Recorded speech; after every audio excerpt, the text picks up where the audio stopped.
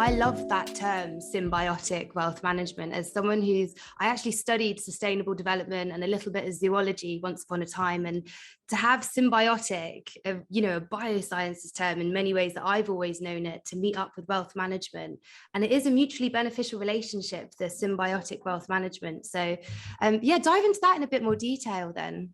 I think the idea is that if we look at how people manage their wealth and how they think about their wealth, traditionally, perhaps people invested without really having great regard for the environmental effects of what their investments were doing.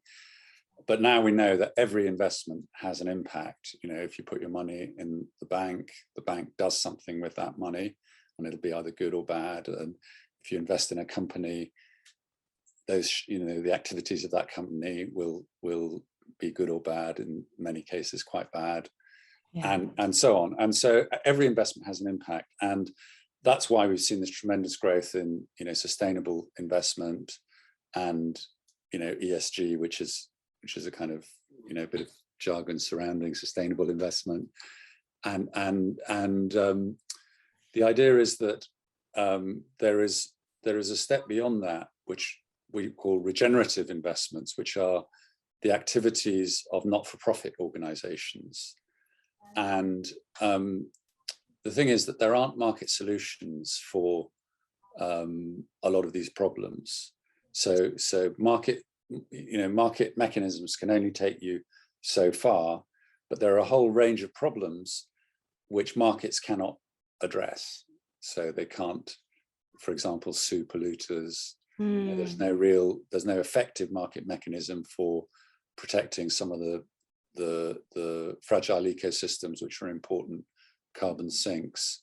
There are no real market mechanisms for getting renewable energy to the poorest people who live today without energy, and there are 1 billion people on the planet who live without access to power. But if you can get them clean, sustainable energy first, rather than a diesel generator, that obviously makes a huge difference, and so on. And so these are regenerative investments in the sense that you are supporting these projects. There isn't a financial return, but there is a global return, and that return is real and identifiable.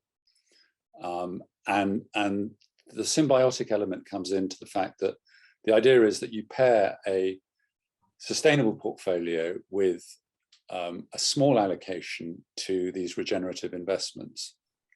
And that relationship is symbiotic because it's only through the activities and supporting and funding a lot of these not-for-profit organizations that we can really protect and enhance the biosphere. Now, in an ideal world, government policy would do all this, but they're not doing it. And so we need new ways of thinking, new approaches.